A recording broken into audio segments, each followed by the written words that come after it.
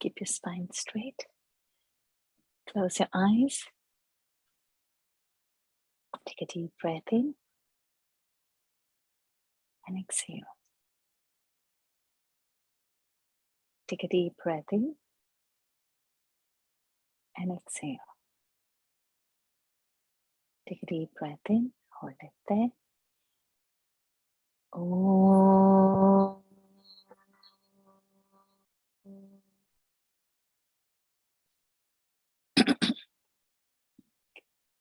Om.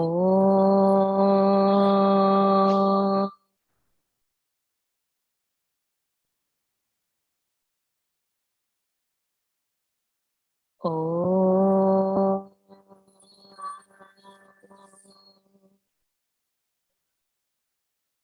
Om Shri Ganeshaya Namaha. Om Shri Saraswatyai Namaha. Om Shri Gurubhyo Namaha. Samastvajana Kalyane Niratam Karunamayam Namami Chinmayam Devam Sadgurum Brahma Vidvaram Sadgurum Brahma Vidvaram. Om Shri Durgayai Namaha. Atha Saptashloki Durga Shiva Uvacha Devi Tvam Bhakta Sulabhe Sarvakarya Vidhayini Kalauhi Karya Siddhyartham Upayam Bruhi Yatnatah Devyuvacha Shrunudeva Pravakshyami Kalau Sarveshta Sadhanam Maya Tavaiva Snehena Vastutif Prakashyate. Om Asya Shri Durga Saptashloki Stotra Mantrasya Narayana Rushihi Anushtup Chandaha Shri Mahakali Mahalakshmi Mahasaraswatyo Devataha Shri Durga Prityartham Saptashloki Durga Pathe Viniyogaha. Om Jnaninaamapi Chetamsi Devi Bhagavati Hisa Baladakrisha Mohaya Mahamaya Prayachati Durge Smritaharasi Bhitimasesha Janto Swasthai Smritamatimativa Shubham Dadasi Daridra Dukkha Bhayaharini Katvadanya Sarvopakara Karanaya Sadardra Chitta Sarvamangala Mangalye Shive Sarvartha Sadhike Sharanye Trambake Gauri Narayani Namostute Sharanagata Deenartha Paritrana Parayane Sarvasyarthi Hare Devi Narayani Namostute Sarvaswarupe Sarveshe Sarvashakti Samandite Bhayebhyastrahino Devi Durge Devi Namostute Rogana Sheshana Pahamsi Tushta Prishtatu Kaman Sakalana Bhishtan Tvamashritananna Vipam Naranam Tvamashritahyaashrayatam Prayamti Sarva Badha Prashamanam Trailokyasya Akhileshwari Evameva Tvaya Karyam Asmadvairi Vinashanam Iti Shri Saptashloki Durga Sampurna. Pranams to the Lord. Pranams to all the Mahatmas in tonight's Durga Saptashati session. First and foremost, a very happy Ram Navami to all of you. May this new year we invoke Ram in heart and reduce our calm. Just a little while ago, Swamiji, Puja Swamiji said, those who have calm in heart cannot invoke Ram. So those who want Ram should reduce the calm. So I felt that's a beautiful message to begin with for this new year. And he said the first day of Navratri, which starts as a new year for us. And the way how to celebrate a new year is taught by our rishis. Where there is divine, there is no wine, he said. And that should remind us of how we celebrate the new year and what it means to us and what actually rishis are pointing out. And he says how long you would, probably that night would, but over here we have 9 days and nights to celebrate the new year in chanting, in invoking, and in search of truth. So with this, when today it's a 9th day, of the Navratri. Tomorrow we can open our fast for those who are fasting, and also a good reason to celebrate Ram Navami. So with all these celebrations that are happening, and on that auspicious day, we had begun our journey with this beautiful scripture. So it's again going to reveal only truth for us. So we remain just very truthful in disciplining ourselves to get this scripture learned properly. Those who have submitting the audios, fantastic. Those who want to submit, be present in the class of probably 60, 70 people present. I've got hardly, I think, 30, 40 audios. So those who are present, try to give your audios on Friday when the group would open for this particular session. This gives me a feeling of who's chanting how, because everybody I cannot take in class as the volunteers. And it also ensures that you would get a confidence. So it's not just finishing a portion or taking a scripture. We should eventually know it correctly. And it may not be that Friday when you post by Sunday, all audios would be corrected like how we are seeing today. So we might extend it before next Friday, before the next audio this comes, definitely the whole thing would be corrected. To help that, Veena-ji and Shri-ji has been kindly agreed so that we could complete, thinking the responses are going to be huge. But if responses are going to be 20, 30, then probably, that the group energy disappears eventually. So let's hold on to this and keep ourselves continuously charged and continue our journey.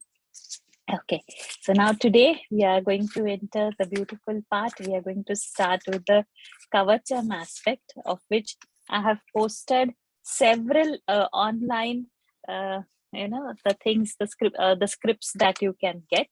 Each of that has got options of picking it in the language that you want. But in the class, what we are going to follow is the Gita Press. So that would be our authentic one.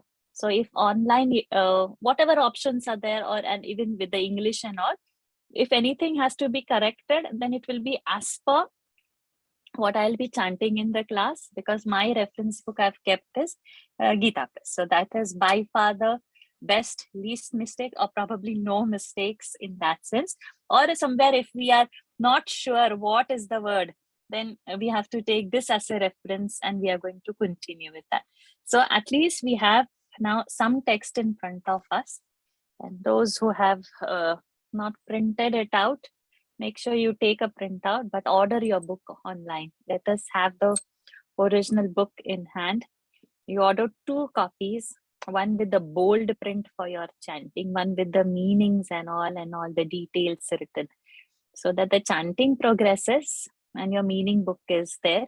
And that would be a very smaller book. So to hold it in the class, to carry it for whatever on your walks or on your way to work, where you want to read or practice, it's easy. Don't do it on a device.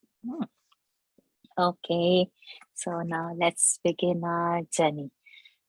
Where are the kids? Yes, Shreyas, we'll start with you. Shreyas. Om Shri Durgayai Namaha. Om Shri Durgayai Namaha.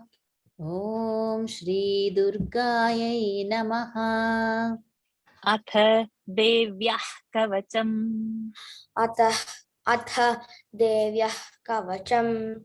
Atha Devyah Kavacham. Om Asya Shri Chandi Kavachasya Brahma Rishihi. Om Asya Shri Chandi Kavachasya Brahma Rishihi.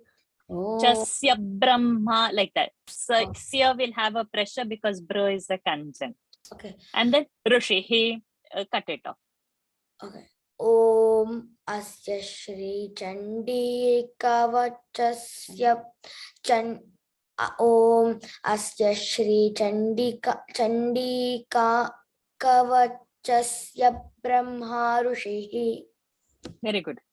Om अस्य श्रीचण्डीकवचस्य ब्रह्मा ऋषिः अनुष्टुप् छन्दः अनुष्टुप् छन्दः अनुष्टुप् छन्दः चामुण्डा देवता चामुण्डा देवता चामुण्डा देवता अङ्गन्यासोक्तमातरो बीजम् अङ्गन्यासोक्तमातरो बीजम् अङ्गन्यासोक्तमातरो बीजम् दिग्बन्धदेवतास्तत्त्वम् दिग्बन्धदेवतास्तत्त्वम् दिग्बन्धदेवतास्तत्त्वम् श्रीजगदम्बा प्रीत्यर्थे सप्तशती पाठाङ्गत्वेन जपे विनियोगः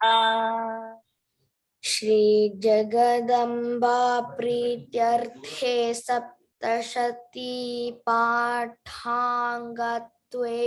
जपे विनियोगः. Awesome, fantastic. Thank you, teacher. श्रीजगदम्बी प्रीत्यर्थे Jaga.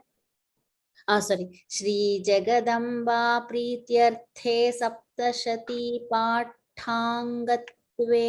जपे विनियोगः ॐ नमश्चण्डिकायै ॐ नमश्चण्डिकायै ॐ नमश्चण्डिकायै Okay, so say till here.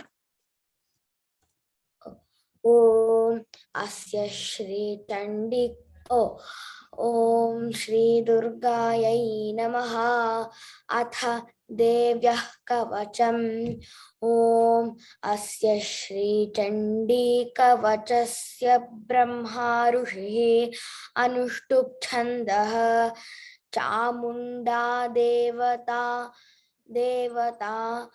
अङ्गन्यासोक्तमातरो बीजम् दिग्बन्धदेवतास्तत्त्वम् श्रीजगदम्बा प्रीत्यर्थे Saptashati पाठाङ्गत्वेन जपे विनियोगः. ॐ ॐ नमश्चण्डिकायै. Excellent, well done. अथ देव्याः कवचम् ॐ अस्य श्रीचण्डीकवचस्य ब्रह्मा ऋषिः अनुष्टुप् Rishihi, cut it. ॐ अस्य श्रीचण्डीकवचस्य ब्रह्मा ऋषिः अनुष्टुप् छन्दः चामुण्डा देवता अङ्गन्यासोक्तमातरो बीजम् दिग्बन्धदेवतास्तत्त्वम् श्रीजगदम्बा प्रीत्यर्थे सप्तशती पाठाङ्गत्वेन जपे विनियोगः ॐ नमश्चण्डिकायै Good. Just say Anushtup Chanda once. अनुष्टुप् छन्दः Let the sh come. In that. Good. Om Shri Durgayai Namaha. Atha Devyah Kavacham. Om Asya Shri Chandi Kavachasya Brahma Rushihi Anushtup Chandaha Chamunda Devata Anganyasoktamataro Bijam Digbandha Devatastatvam Shri Jagadamba Prityarthe Saptashati Pathangattvena Jape Viniyogaha Om Namaschandikayai. Just admit people, Sajiji. Okay, both of you continue. Markandeya Uvacha. Markandeya उवाच. मार्कण्डेय उवाच Om Yadguhyam Paramaloke Sarvarakshakaranranam. For those who are newcomers, the Anuswara pronunciations, please watch. Paramam, before pa, there is a Anuswara on Yadguhya. So because pa varga, pa, pa, ba, bha, ma, pa varga's anunasik is ma. So Guhyam's Anuswara will be ma only. Yadguhyam Parama. Now la, whenever is the next alphabet, the previous anuswara will become la with a chandra bindu. So parama, okay. Ma should also come, and nasal sound should come, and la sound also should come. Paramal, okay. It's not paramal, okay. It's not double la. It is nasal na. Paramal, okay. Then the next anuswara, na. So na is in tavarga, and na itself is an anunasika. So that anuswara will become na. Sarvaraksha karan nrunam. Okay. I hope you all have watched the tutorials. For few lessons, I will be revising the rules, but watching those tutorials and then sitting in the class would be easier to follow. Go ahead, Shreyas. ॐ यद्गुह्यं परमल्लोके सर्वरक्षाकरन्नृणाम् ॐ यद्गुह्यं परमल्लोके सर्वरक्षाकरन्नृणाम् यन्यकस्यचिदाख्यातं तन्मे ब्रूहि पितामह. So not tanme. Ta varga's anunasik is na. So somebody will not understand what is a varga. Ta means from where that ta, tha, the, dha, na. That class of is called dental. So again, that's there in the tutorial. So ta varga's fifth alphabet is called anunasika. So ta varga's anunasika is na. So previous anuswara has to become na. So we'll say khyatan tanme. Okay, go ahead. यन्नकस्यैचिदाख्या Kasyain. I'll read it once more. Yannakasyachidakhyatan tanme bruhi pitamaha. यन्नकस्यचिदाख्यातं तन्मे ब्रूहि पितामह यन्न कस्यचिदाख्यातं तन्मे ब्रूहि पितामह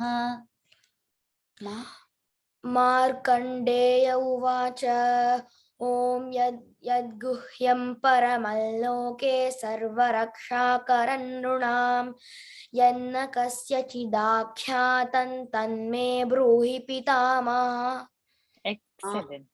मार्कण्डेय उवाच ॐ यद्गुह्यं परमल्लोके सर्वरक्षाकरन्नृणां यन्न कस्यचिदाख्यातं तन्मे ब्रूहि पितामह.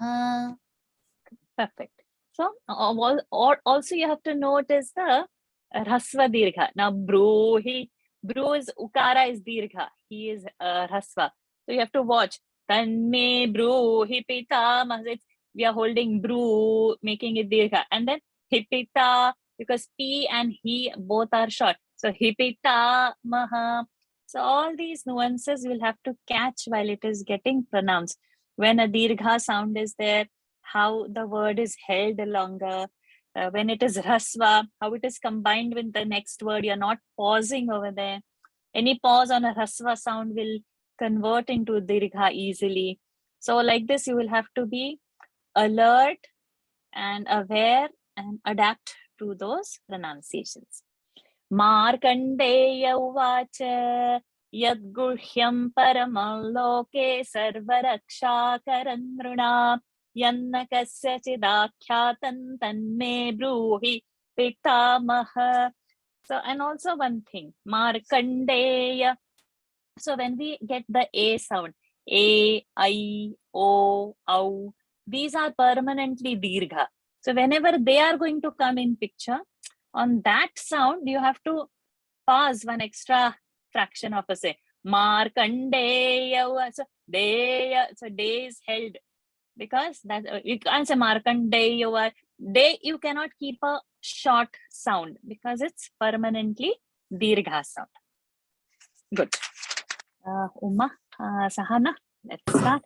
Brahmovacha. ब्रह्मोवाच ब्रह्मोवाच Asti guhyatamam vipra sarvabhutopakarakaम्. अस्ति गुह्यतमौ विप्र सर्वभूतोपकारकम् अस्ति गुह्यतमौ विप्र सर्वभूतोपकारकम्. So we have va over there. So the previous anuswara is going to become wa. So Guhyatamau Vipra we have said. Devyastu Kavacham Punyam Tachrunushva Mahamune. Devyastu Kavacham Punyam Tachrunushva Mahamune. देव्यास्तु कवचं पुण्यं तच्छृणुष्व महाम् Punyam Nakara Anuswara. देव्यास्तु कवचं पुण्यं तच्छृणुष्व महामुने. So Ta Varga Anunasik na we know is Na. So Anuswara on that Punya has to become Na. In this we are not pausing like we pause in Gita. Dharma Kshetre Kuru Kshetre. There's a Pada finish. And then we are doing. So over here what is happening? Devyastu Kavacham Punyam Tachrunush. So we are not saying Devyastu Kavacham Punyam. So if you are pausing, it would have been Punyam ending with Ma. But there is no Pada break over here. We have to continue. So Tachrunushva. So Ta is coming immediately after Punya. So Anuswara has to become Na. When we pause at a Pada, then all the Anuswaras are going to become Ma. But in whole of this text, we are not doing Pada break. It's in one breath, you have to finish one line. Then you should not say Tat Shrunu. It is not Shrunu over there. The word is Shrunu, but because there is a Sandhi, Cha has come. So in the pronunciation, Chrunushva, that pressure from the belly has to come to expel the air in the force, and Chru sound has to come. Shru sound should not come. This also have to remember. Plus, the next word is Shra half, which is a Murdhani Sh. So the tongue immediately should touch the roof of the palate to say that half Sh. So Shrunushva, Shru. So Tachru, Nushva. Na is also Murdhani. Shra is also Murdhani. So this word will come many times, and many times everybody says Shrunushva. It is not Shrunushva. Though the word is Shrunu, Sandhi has happened. So Tachrunushva, Shrunushva. Nu and not Nu. So Tatha Dadha Na is different. And Tatha Dadha Na. Na, Narayana's last word. Na. Starting with Na dental and ending with Na. Na. So Tachrunushva. All this in the mouth in that fraction of second, the changes should happen. And we should have that clarity. Initially, there will be a problem for all the newcomers, I'm saying, but not to worry. You should know where it is going wrong, so that sit in front of a mirror and check your tongue is touching sh.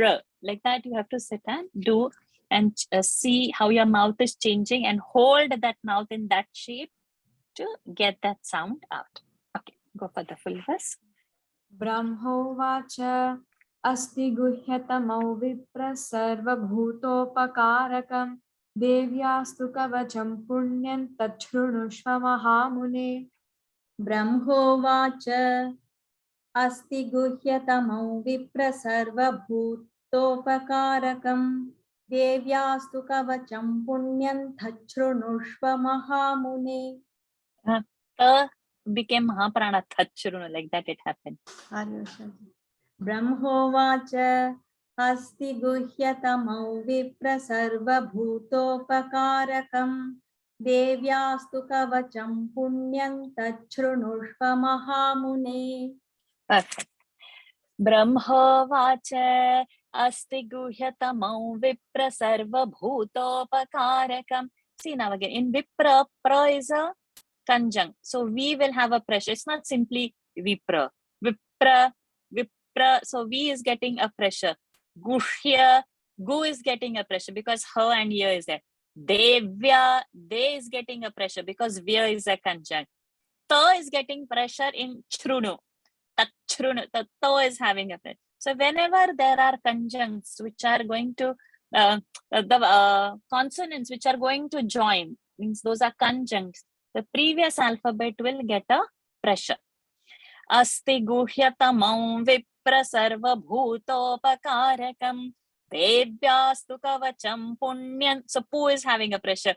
Punyam tachrunushva mahamune.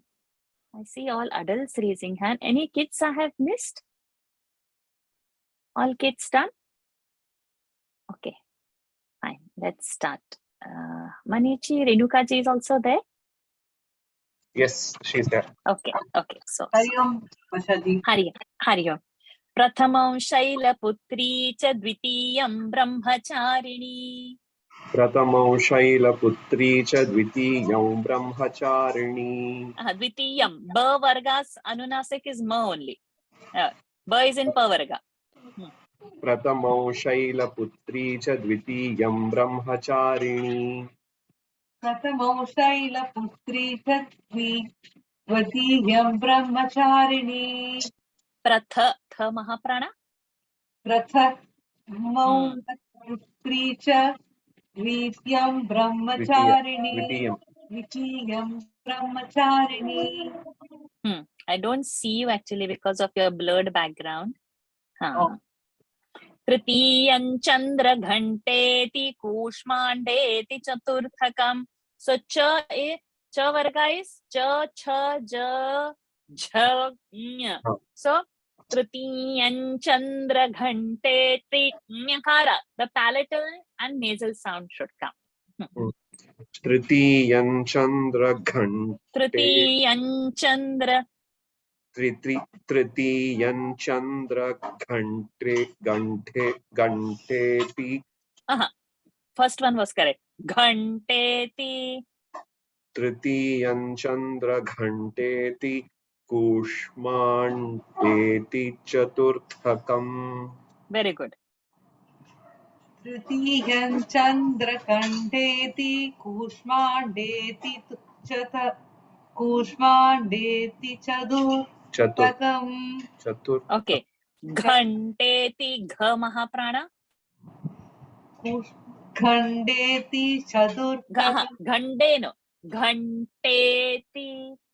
Ghanteti Kushmandeti. Kushmandeti Chaturthakam. Chaturthakam. Chaturthakam. You're saying takam. So we want thakam. Chaturthakam. Now say the whole verse again. Tritiyan Chandra Tritiyan Chandra Khandeti Kushmandeti Chaturthakam. Chaturthakam. Thakam.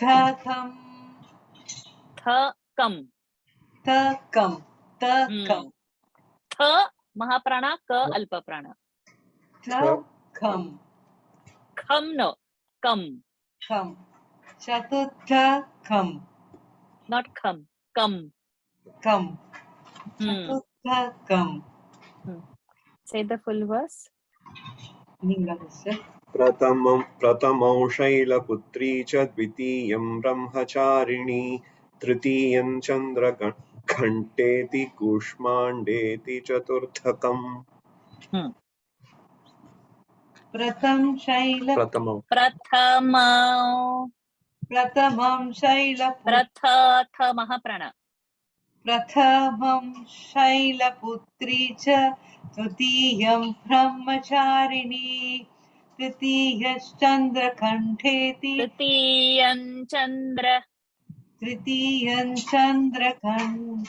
Khandeti Kushmandeti Chaturthakam.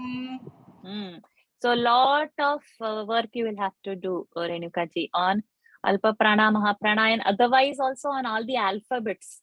So please take someone's help who could do this for you offline. Okay. So Maniji, could you please guide her to? We have so many friends all there into it. Yeah. So please tell her. Yes. Yeah, sure. I need to first teach her Devanagari. That would be easier. Better join Sunday class 4:30. Sunday class 4:30. Yeah. Okay, Vashaji. Yeah. Prathamam Shailaputri cha dvitiyam brahmacharini. Tritiyan Chandra Ghanteti Kushmandeti Chaturthakam. Deepali ji, Josna ji. Panchamau, so anuswara vaya, before sa anuswara will become va. Before ka, katyayani, that will become ng. Ka, kha, ga, gha, ng, like in Ganga. So, shashtang katya. Then same thing we have in the next line, Saptamang Kalaratri. No, so 3 anuswaras are there. First one is wa, second and third one are ng, not na, ng, Ganga. Ng. Okay. Panchamam skanda mateti shash. See, it is not shashta, shashta.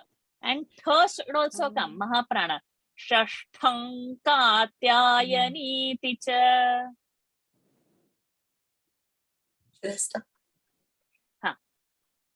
Panchamam skandamateeti shashtham katyayaniiti cha. Very good. Josnaji. Panchamam skandamateeti shashtam katyayaniiti cha. So, okay. So now we'll work on the anuswar. First one will be uma. Panchamam skanda. Panchamam skanda. So you're saying panchamam. So I'm saying panchamam. Panchamam. And skanda mateti, then shashtham. Shashtam. No, look at me. Shashtham. Shashtam. So when you say Ganga, hold at the first gang. Gang. So thang. That tha. So shashtham. Shashtam. So not ta, tha. Thang. Shashtam. Correct. So Panchamau skanda mateti shashtham katyayaniiti cha. Panchamam skanda. Panchamam is not panchamam. Panchamam. Panchamam. Panchamam skanda mateti shashtham katyayaniiti cha. Perfect. Hold on to the n sound because we need it again now. Saptamam kalaratriti mahagauriti chashtamam. Saptamam kalaratriti mahagauriti chashtamam. So chashtama has happened. Chashtamam. Chashtamam. So chash, just touch the tongue to the roof of the palate. Chashtamam. Chashtamam. I need to practice it. Yes. Saptamam kalaratriti mahagauriti chashtamam. Very good. Panchamam skandamateeti shashtham katyayaniiti cha. Saptamam kalaratriti mahagauriti chashtamam. Very good. Panchamam. Sorry. Panchamam skandamateeti shashtam katyayaniiti cha. Saptamam kalaratriti mahagauriti chashtamam. Very good. Ratriti. So 3 you hold dirgha and ti you cut it short. Ratriti mahagauriti. So whenever it comes dirgha you hold there and ti which is short you cut it off. Say it once more. Saptamam kalaratriti mahagauriti chashtamam. Perfect. Hold on to this. Panchamau skanda mateti shashtham katyayaniiti cha. Saptamam kalaratriti mahagauriti chashtamam. Okay, we go ahead. Manjula ji, Lakshmi ji. Navamam siddhidatri cha navadurga prakirtitaha So now what happens over here?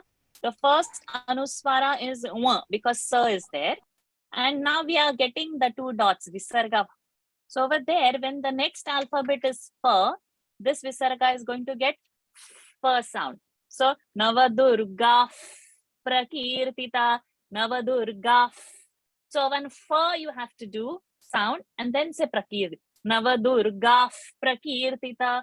So for all the pavarga, pa, pa, ba, bha, ma, when this is going to happen, a visarga coming before a pavarga, the visarga turns. Then if the sh is coming, visarga will turn sh. Sa is coming, visarga will turn sa. So like that, there are different rules. As it would come, we will unfold it. But it's there in the tutorial. Navamau siddhidat. So siddhi and not siddhi. The must be written big. The is small, but the is half and the is big. So siddhi. Datri cha Navadurga prakirtitaha. Prakirtitaha. नवमौ Siddhidatri च नवदुर्गाः प्रकीर्तिताः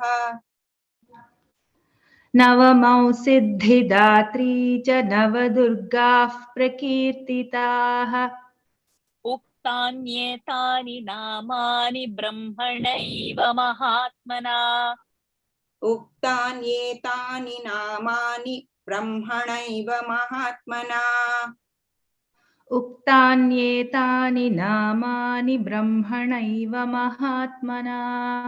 So now what happens over here? This Brahma again has come. So how we do? We do ma first and end with her. Brahma and not Brahma. So it's not ending with ma. It's ending with her. So Brahma and then Naiva. So Brahmanaiva and not Brahmanaiva. Are you getting the difference? It's not Manaiva. It is Hanaiva. So this you will have to make sure. So in your notes, if you have taken your printout, write over there. Because English spelling is B-R-A-H, but it should be B-R-A-M. So accordingly, you whenever, because this is going to come so many times, and each time we will struggle with where to end it. So it is ending with her. We'll have to remember. Okay, go for the full one. नवमौ Siddhidatri च नवदुर्गाः प्रकीर्तिताः उक्तान्येतानि नामानि ब्रह्मणैव महात्मना. Perfect. नवमौ Siddhidatri च नवदुर्गाः प्रकीर्तिताः उक्तान्येतानि नामानि ब्रह्मणैव महात्मना. Perfect.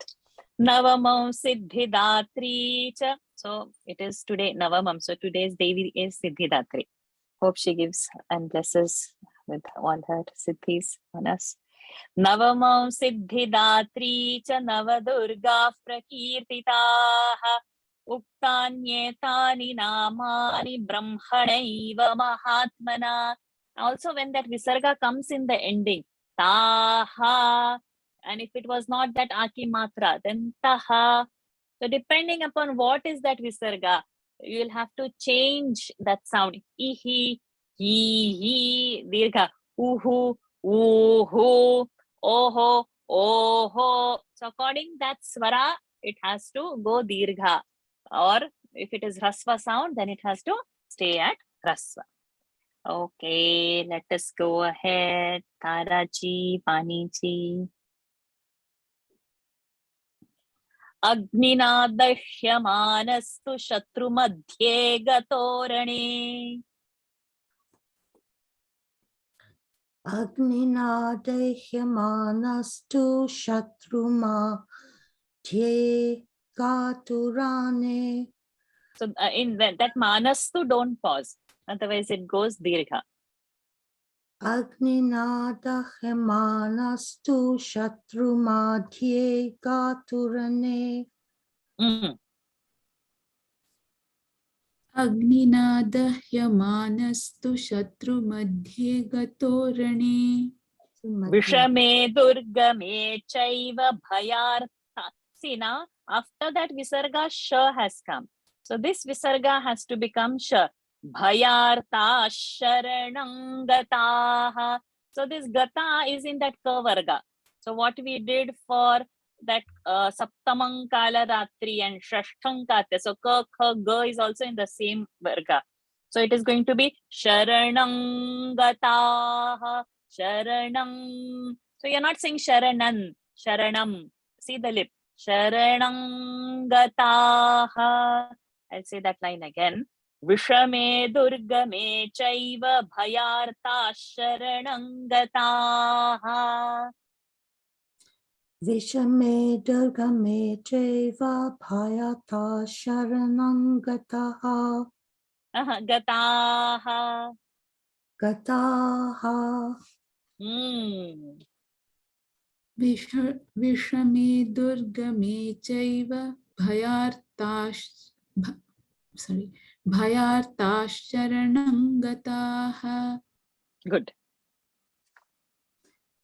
Aginadayamanastu shatrumadhye gatorane vishame durgame chaiva bhayartah sharanangataha. So not to say bhayartah, bhayartash, tash. Vishame durgame chaiva bhayartah sharanangataha. Perfect. अग्निनादह्यमानस्तु शत्रुमध्ये गतोरणे विषमे दुर्गमे चैव भयार्ताश् शरणं गताः. In the here, her and here are consonants joined conjunct. So the will get a pressure. The here. It should here. HYA. That pronunciation should happen. Agninadahyamanasthu shatrumabhye ratgatorane. Not to say madhe. Madhye. Ma will have a pressure. Madhye because the and here are conjunct. Shatrumabhye gatorane. Not gatorane. Gato, O is permanently dirgha. A, Rane, A is also permanently dirgha. Agninadahyamanasthu shatrumabhye gato Rane. Madhye, I've held the sound. Gato, I've held the sound. Rane. So there is a long pause on that extra. And it's not madhye gato. It's not finishing fast. Vishame, see again, I'm holding that me because it is permanently dirgha. Durga me. Chaiva. Cha is also held. I because I is dirgha. Bhayartash. Ta is also dirgha sound. Bhayartash sharanam gataha. Gata because that is also dirgha. So Agninadahyamanasthu shatrumabhye gatorane vishame durgame chaiva bhayartash sharanam gataha. So all those fraction extra pauses matter because that will only make the pronunciation perfect. Lataji, Dharniji. न तेषां जायते किंचिदशुभं रणसंकटे. So now you should not say kinchit ashubham. Though the word is kinchit ashubham, because there is no pada break, kinchit dashubham, dashubham will come. Okay. Then ja. So cha cha ja. Ja is in cha varga. Cha varga's anunasik is cha cha ja jam nya. So न तेषां जायते किंचिदशुभं. R is a vargya sound, so wa will come. Ashubham. So kinchidashubham ranasankate. न तेषां जायते किंचिदशुभं रणसंकटे. न तेषां जायते किञ्चिदशुभं रणसङ्कटे. न तेषां जायते किञ्चित् अशुभं रणसङ्कटे. Don't pause. किंचिदशुभं रणसंकटे. न तेषां जायते किञ्चित् अशुभं रणसङ्कटे. Correct. Napadan. See, ta is coming. Anuswara became na. Same thing, bhayan na in the end also. Napadantasya pashyami. I'm not saying pashyami. Pashya, ya sound is coming. Pash, sha is half. Pashyami, shokha dukha. I'm not saying dukha. Many people say dukha. So it is not dukha. Dukha, you have to stress. Shoka dukha bhayan nahi. So anuswara has become na, and there is also one more na, and he bhayan nahi. Napadantasya pashyami shoka dukha bhayan nahi. And then you cannot say nahi with the tune.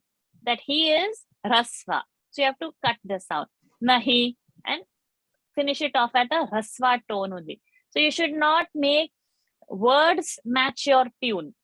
Your tune, you should match the word. Go ahead. नापदन्तस्य पश्यामि शोकदुःखभयं नहि Bha, Mahaprana. नापदन्तस्य पश्यामि शोकदुःखभयं नहि नापदन्तस्य पश्यामि शोकदुःखभयं नहि. Perfect. न तेषां जायते किञ्चिदशुभं रणसङ्कटे नापदन्तस्य पश्यामि शोकदुःखभयं नहि न तेषां जायते किञ्चिदशुभं रणसङ्कटे नापदन्तस्य पश्यामि शोकदुःखभयं नहि. Very good. न तेषां जायते किञ्चिदशुभं रणसङ्कटे नापदन्तस्य पश्यामि शोकदुःखभयं नहि. When we say 2-3 times the verse, that time itself some half memorization should have happened. That time itself you should be familiar. So again, when we come for the revision, we already know that napadantasya is coming, pashyami is coming. So it's like it should be in the memory fed. That many times you should chant. So even if it is a short-term memory, that time let it be. But keep in mind that it has to feed in the memory. I'm not asking you to memorize, but I'm saying that awareness to bring so that the brain, when it comes, so that your anuswaras, you don't have to struggle later.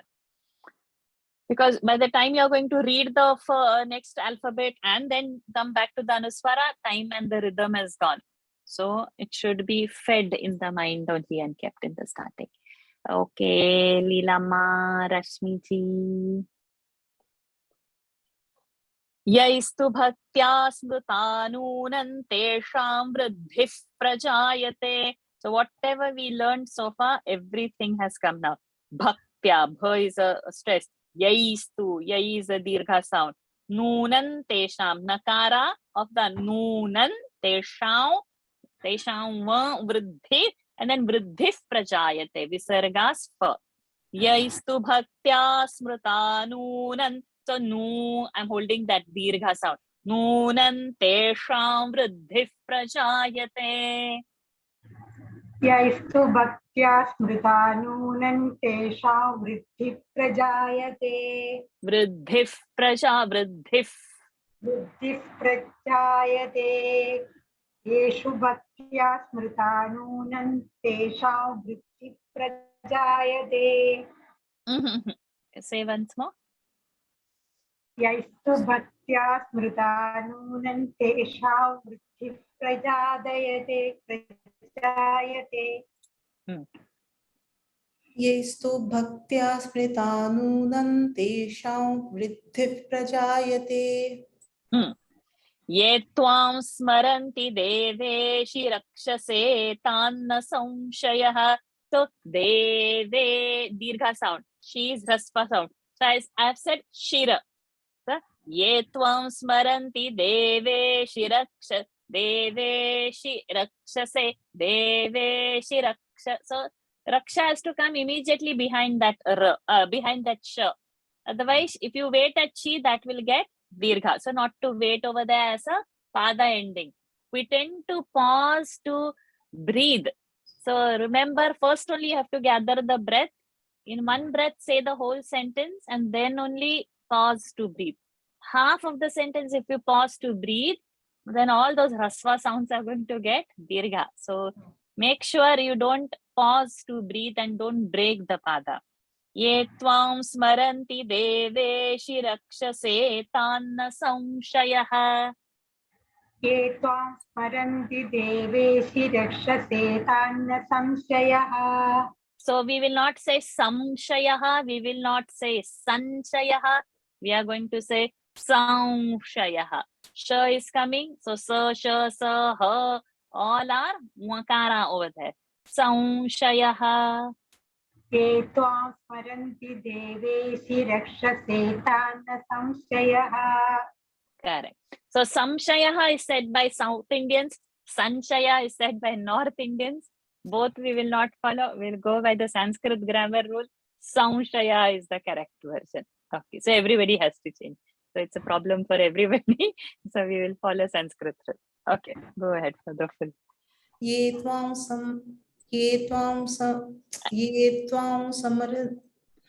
Smaranti.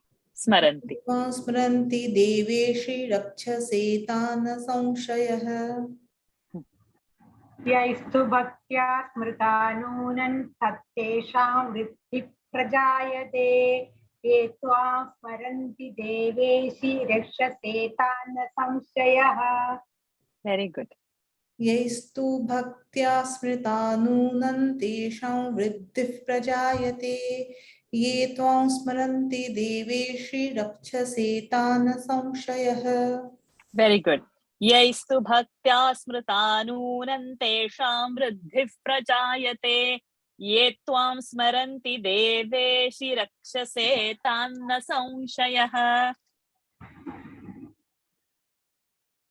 Indira ji, Anita ji.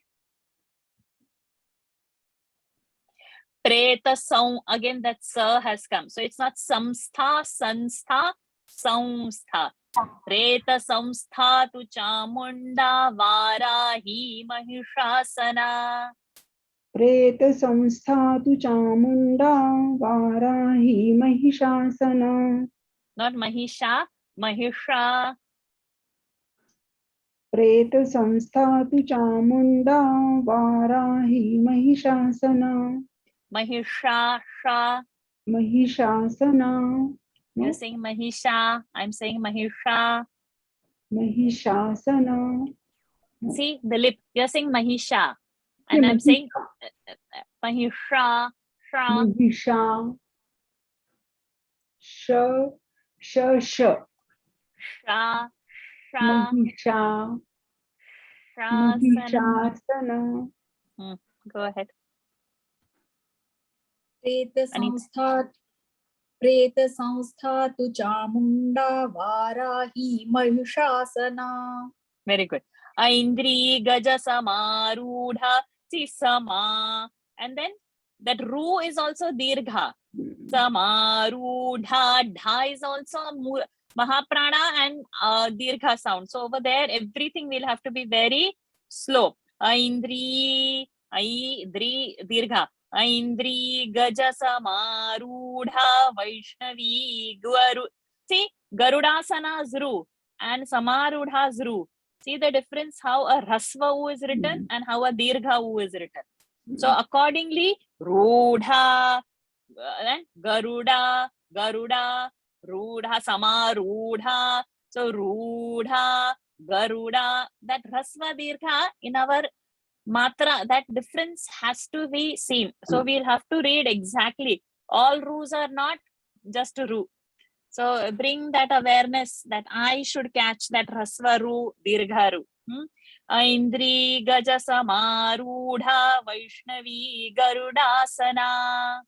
Endri Gaja So not Endri. So that will be Hindi. Aindri. Endri Gaja Samarudha. No, not A.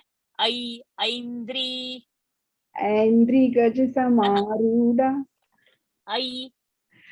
Aindri Gaja Samarudha Vaishnavi Garudasana. Samarudha, dha, mahaprana, Aindri's dri also should be dirgha. Andri Gaj Samaruda Vaishnavi. You are saying Samaruda. Samarudha. Okay. Andri Gaj Samaruda Vaishnavi. No. Samarudha. Samarudha. Hmm. Andri Gaj Samarudha Vaishnavi Garudasana. And quickly change that I pronunciation. Still, it is a Hindi. It is not Sanskrit yet. Aindri गजसमारूढा Vaishnavi गरुडासना. Good. Again. प्रेत संस्था तु चामुंडा वाराही महिषासना. ऐन्द्री गज समारूढ़ा Vaishnavi गरुडासना. Work on I and work on sh also. Mahishas sh also. प्रेत संस्था तु Chamunda Varahi महिषासना. Aindri गजसमारूढा Vaishnavi गरुडासना. Very good. Perfect. Preta samsthatu chamunda varahi mahishasana Aindri gaja samarudha Vaishnavi garudasana. How much time we have? We'll do one more verse and then we pause. I've got many hands up, but I'll take y'all in the next one. We'll take just one more. Okay. We'll have Nikhila ji and Shri Hari ji. And Vanya and all, we will go in the next. Pushpa ji, Vanya, Shushma ji, we'll do all of you in the next round. Tanit Chaudhary, Sajeev ji. So next time you all will start first, just to remind me. Those who have raised hands now, they will start first next time in the adults round. Okay. Nikhila ji, Shri Hari ji. माहेश्वरी वृषारूढ़ा कौमारी शिखिवाहना. माहेश्वरी वृषारूढ़ा कौमारी शिखिवाहना. माहेश्वरी वृषारूढ़ा कौमारी शिखिवाहना. So Shikhi, all of you remember Kha Mahaprana has to come. Vrusha and not Vrusha. Vrusha, Vrusha, Ru, Dha. All these are nuances that you will have to make it perfect. I'm going slow for all the newcomers. Till we have completed 10 verses, that's really her krupa. Lakshmi. So, mi dirgha, visargas fa because next word is pa. Lakshmi Padmasana Devi Padmahasta. Then Haripriya. That Ripriya should happen. That is called Dvitva. Pra is there. Haripriya. Lakshmi Padmasana Devi Padmahasta Haripriya. Lakshmi Padmasana Devi Padmahasta Haripriya. माहेश्वरी वृषारूढ़ा कौमारी शिखिवाहना.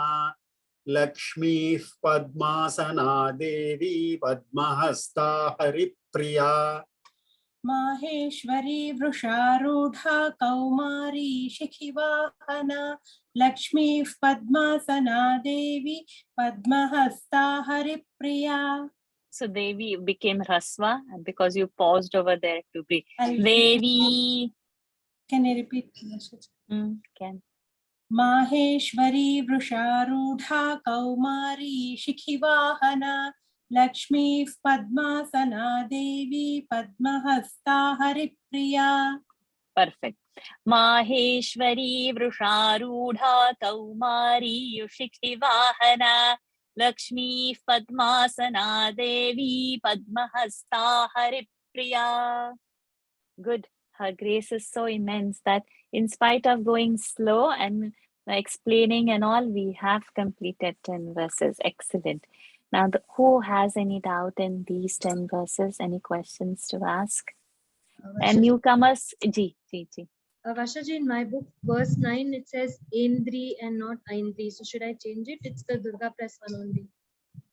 Aindri. You are not reading it correctly. A is single. On top there is only one. Correct.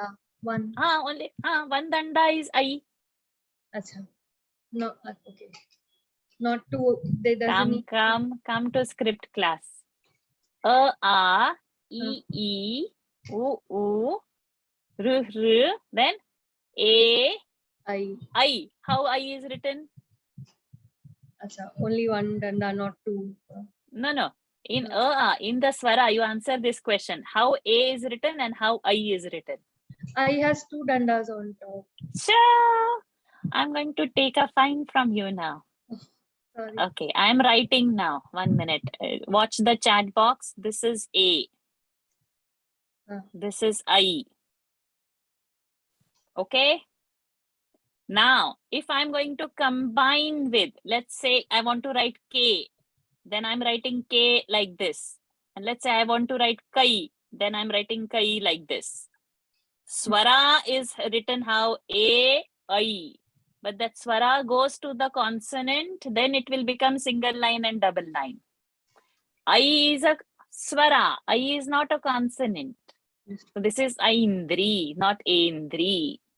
Thank you so much for that. Thank you. A word where I will get, I should show you where the A is written. Then only it will be. So this is not a consonant. You just think of vowels. I. So this is a vowel I. This is not a consonant.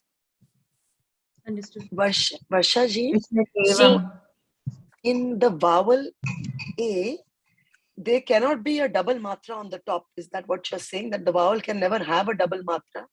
No, it is Like that alphabet is only not existing in both Devanagari, Hindi, Sanskrit, Marathi, whatever. What I have typed in the chat box is the vowel A and I. These are the vowels. Got it. When these vowels go with the consonant, then K and Kai will happen. Okay. Sorry, I must have forgotten my Hindi part of it. Apologies. My fault. So never. Sorry. It is not A. So it is A and I. A and I are written like that. Ma'am, 20th sloka A is there. Devam Kavacham. On 20th sloka, what is there? You are telling where is A, na? Thank you. Go ahead. Dharini ji, see the 20th verse. Evan de dashadisho. Okay. Got it? Got it. So that is A, Eva. And now today what we are seeing is Aindri. Everybody has to come to script class. 4:30 Sunday evening. Join. Okay. Varsha ji, verse 7, it's Nateshan Jayate. It is Nateshan or Nateshan? No, it is there. No. Okay, thank you. Varsha. Okay. Yes. Fourth shloka, it is Saptamang Kala Ratrishcha. It's there in my book. Okay, so no shakara. Kala Ratri. Saptamam Kala Ratri Ti. In my book, it is Saptamam Kala Ratrishcha Mahagauri Ti Chashtamam is there. It's not wrong. So Kala Ratri Ti, you make it. Okay, thank you. So Skanda Mate Ti, Katyayani Ti, Kala Ratri Ti, Mahagauri Ti. And after Mahagauri is written, then only Chashtamam, Cha comes. So after they have listed all in Sanskrit, you write the and after the last. So after Mahagauri, only the Cha has come.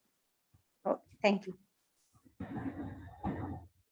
Okay. Any more questions? All done. Good.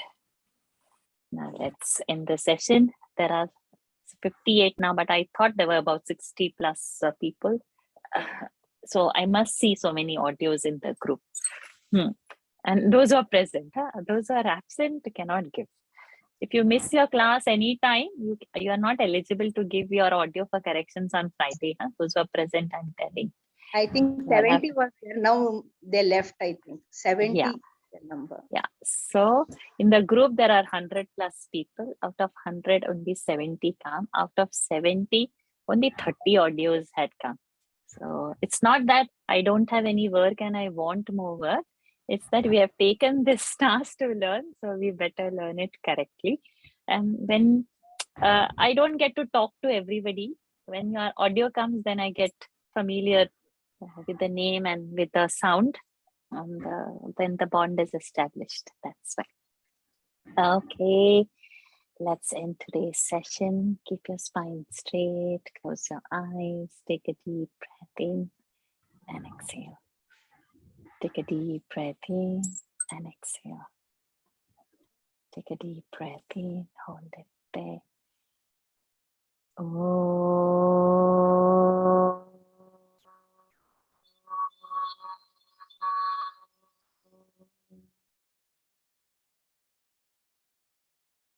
Oh.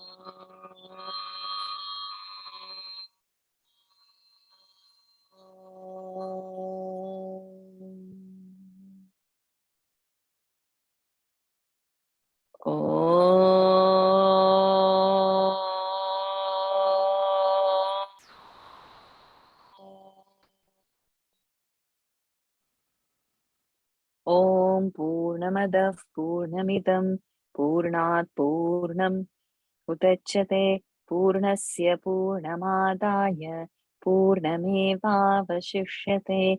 Om Shanti Shanti Shanti. Hari Om. Shri Gurubhyo Namaha. Hari Om.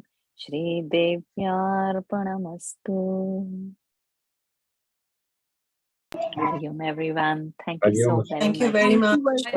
Thank you so much, Varsha ji. Hari Om. Thank you. Thank you. Hari Om. Thank you so much, Hari Om, Varsha ji. Varsha ji. Pranam. Hari Teacher, I Om. have a Thank- question. Yes, my dear. Hari Om. What is the meaning Hari of savadhana? The meaning of savadhana. Savadhana is careful, alert. Okay. It's caution. It's dragging attention. Hari Om. Hari Om. Hari Om. Hari Om. Thank you, Varsha ji. Thank you. Hi. Thank you, Hari Varsha Om. ji. Hari Om, Thank Varsha you. ji. Happy Ram Navami, Varsha. On Friday this week, you, Manna. next Friday, what are we supposed to post? These 10 Kavacham? verses. Kavacham. The Ashtottara part is over. So we will see when and how to collect the audio for it. Okay. So we are getting into the main thing itself. Hari Om, thank you. Hari Om. Hari Om. Hari Om, Varsha ji. Hari Om, Hari Varsha Om. ji. Thank you. Hari Om. Thank you. Thank you, Taraji. Thank you, Varsha ji. Pranam. Pranam. Thank you. Hari Om, Varsha ji. Hari Om. Thank you.